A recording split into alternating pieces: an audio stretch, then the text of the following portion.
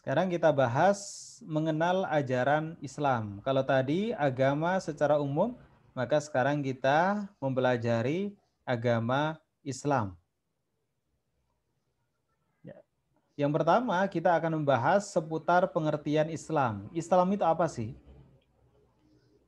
Ada pengertian Islam yang selama ini berkembang di tengah masyarakat yang sebenarnya pengertian itu adalah salah kaprah.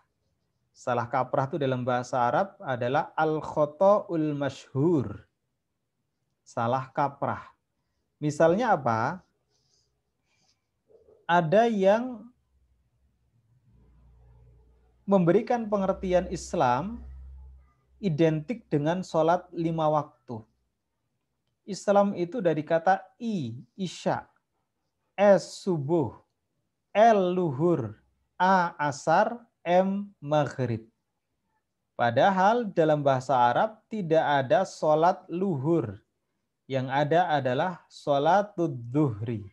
Sholat zuhur. Maka Cocok. pengertian Islam yang diidentikan dengan sholat 5 waktu ini hanya otak-atik gato. Ini merupakan pengertian yang dipaksakan. Ini adalah pengertian yang salah kaprah. Kemudian yang kedua, pengertian yang salah kaprah juga menyamakan Islam dengan Muhammadenism atau ajaran yang dibawa oleh Muhammad dan itu merupakan karya Muhammad sendiri. Padahal Islam itu adalah agama yang bersumber dari Tuhan, sementara Muhammad itu hanyalah menyampaikan ajaran agama yang berasal dari Tuhan. Jadi Islam itu berbeda dengan Muhammadenism. Islam itu bukan agama yang dibuat oleh Muhammad. Jadi Muhammad itu bukanlah Tuhan yang membuat ajaran agama, tapi Muhammad itu adalah utusan yang menyampaikan ajaran agama dari Tuhan kepada umat manusia. Ya, yang benar kata Islam secara etimologis berasal dari kata aslama yuslimu islaman. Fi'il mudhari atau past tense-nya, kata kerja lampaunya adalah aslama. Kemudian fi'il mudhari-nya adalah yuslimu. Fi'il mudhari itu bisa menunjukkan kata kerja masa sekarang atau yang akan datang. Maka menjadi islaman. Jadi kata Islam dari kata aslama yuslimu kemudian menjadi islaman yang secara bahasa bisa diartikan dengan keselamatan, kedamaian, dan penyerahan diri. Jadi kata assalam itu bisa diartikan sebagai keselamatan, kedamaian, dan penyerahan diri. Misalnya orang mengatakan assalamualaikum itu bisa jadi diartikan dengan kedamaian bersama dengan kalian. Karena kata assalam itu bisa diartikan keselamatan, kedamaian, dan penyerahan diri. Nah, makna-makna tersebut, yaitu keselamatan, kedamaian, dan penyerahan diri, ya memang menjadi substansi dari ajaran Islam. Jadi kalau ditanya Islam itu ajarannya bagaimana? Ya Islam itu mengajarkan keselamatan, kedamaian, dan penyerahan diri. Jadi kata aslama yuslimu islaman itu memang merupakan substansi dari ajaran Islam itu sendiri. Nah, maka Islam itu mengajarkan keselamatan, kedamaian, dan penyerahan diri seperti nama agamanya.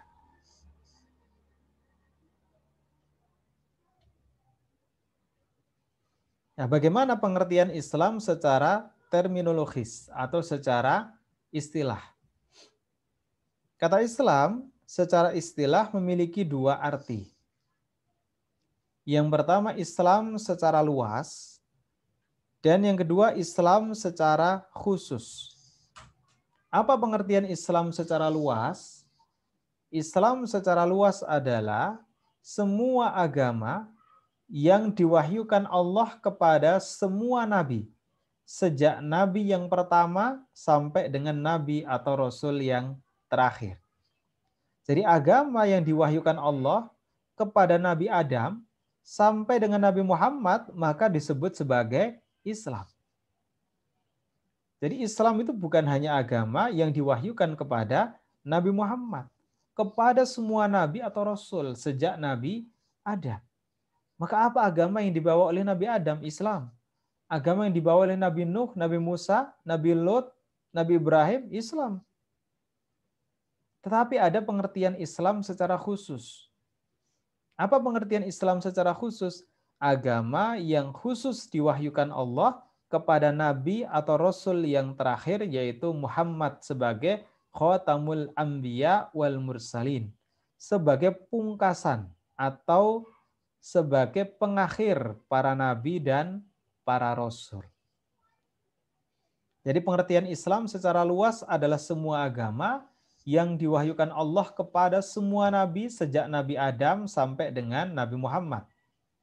Tapi Islam secara khusus adalah agama yang khusus diwahyukan kepada diwahyukan Allah kepada nabi atau rasul yang terakhir, yaitu Nabi Muhammad Shallallahu Alaihi Wasallam. Pertanyaannya, kenapa harus ada pengertian Islam secara khusus?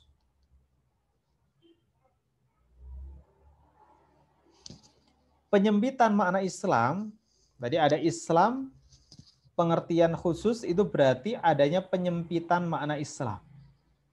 Ada latar belakangnya, yaitu kenyataan bahwa agama-agama yang dibawa oleh para nabi atau rasul sebelumnya sudah tidak mampu bertahan dalam kemurniannya. Artinya apa? Sudah terjadi penyelewengan dan pemutarbalikan ajaran.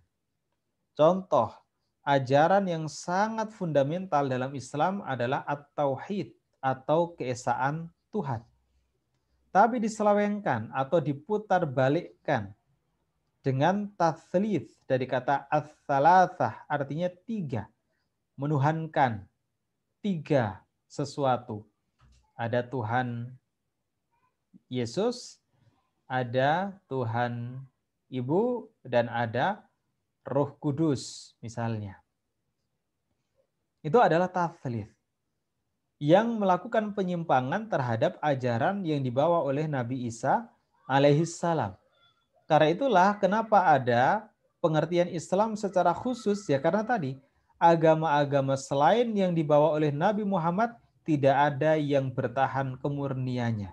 Semuanya sudah diselewengkan dan diputar balikkan. Hanya ajaran Nabi Muhammad saja yang sampai sekarang dan sampai kapanpun dijanjikan oleh Allah akan selalu terjaga kemurniannya. Nah, jadi sekali lagi satu-satunya yang mampu mempertahankan kemurnian ajaran agama Islam hanyalah agama yang dibawa oleh Khatamul Anbiya wal Mursalin atau Khatamun Nabiyyin wal Mursalin. Nabi Muhammad sebagai pungkasan atau pengakhir dari para nabi dan rasul. Ini latar belakang kenapa harus ada penyempitan makna Islam sehingga ada pengertian Islam secara khusus.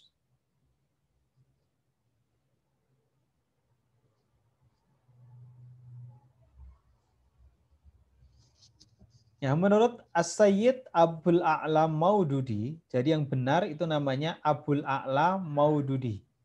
Jadi kalau ada yang menyebut Abul A'la Al-Maududi itu salah, karena Maududinya itu nggak pakai al. Nah, biasanya orang mengenal sebagai Abul A'la Al-Maududi, padahal namanya itu Abul A'la Maududi.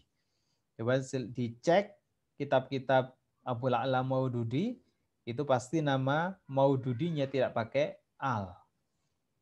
Nah, menurut As-Sayyid Abul A'la Maududi dalam bukunya Towards Understanding Islam atau tentang memahami Islam, dikatakan Islam sebagai nama agama memiliki keunikan tersendiri dibandingkan dengan nama agama-agama besar lain di dunia yang biasanya merujuk kepada nama tokoh atau pembawa, pendiri atau pembawa. atau merujuk pada nama negeri dan bangsa di mana agama itu lahir. Jadi Islam tadi kan aslama yuslimu islaman. Jadi kata Islam itu diambil memang dari substansi ajaran Islam. Ini unik menurut Abul A'la Maududi. Karena agama yang lain biasanya namanya itu merujuk kepada tokoh pendiri, pembawa atau negeri atau bangsa di mana agama itu lahir. Contoh, agama Buddha. Agama Buddha itu diambil dari nama pendirinya yang tadi saya sebutkan, yaitu Siddhartha Gautama Buddha. Maka ajarannya berkembang menjadi agama yang diberi nama agama Buddha. Kristen diambil dari nama pendirinya, Yesus Christ. Jadi Kristen itu diambil dari nama Yesus Christ. Dari nama pendirinya atau tokoh pembawanya. Yahudi diambil dari nama bangsa. Tadi kan kalau tidak diambil dari nama pendiri atau pembawanya, diambil dari nama negeri atau bangsa di mana agama itu lahir.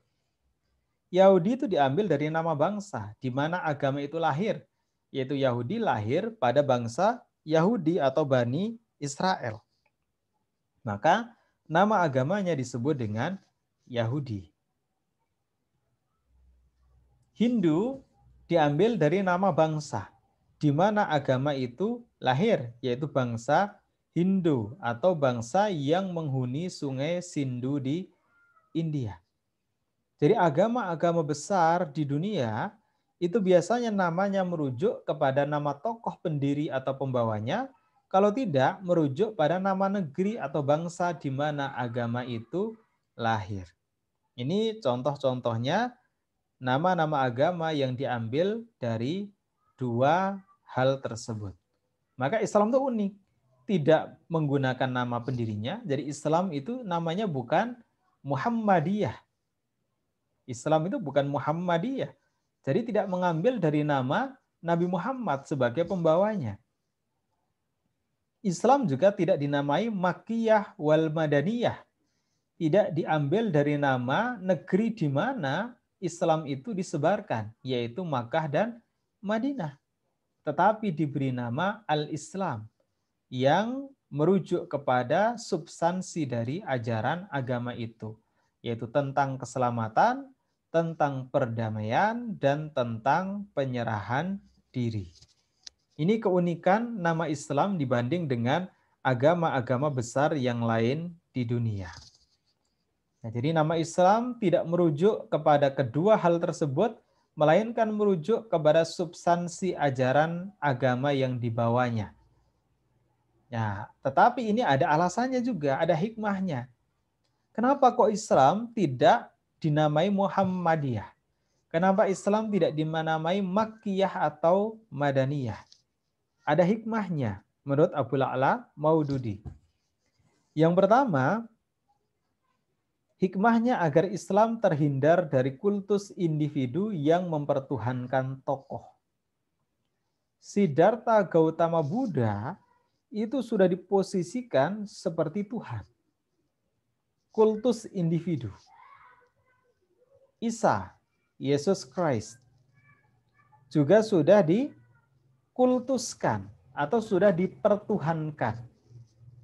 Jadi agama yang mengambil nama dari pendiri atau pembawanya itu cenderung berakibat pada kultus individu yang mempertuhankan tokoh. Kemudian yang kedua, hikmahnya agar Islam terhindar pula dari chauvinisme atau mendewa-dewakan bangsa tertentu. Yahudi sebagai contohnya. Yahudi itu menganggap hanya bangsanya lah yang baik, yaitu bangsa Yahudi. Itu chauvinisme, mendewa-dewakan bangsa tertentu, yaitu bangsa Yahudi. Nah, ini hikmahnya kenapa Islam tidak menggunakan nama tokoh pendiri atau pembawanya, juga tidak menggunakan nama bangsa atau negeri di mana Islam sebarkan, yaitu untuk menghindari dari kultus individu dan menghindari dari chauvinisme, yaitu mendewa-dewakan bangsa tertentu. Nggak boleh ya? Enggak. Itu betul-betul.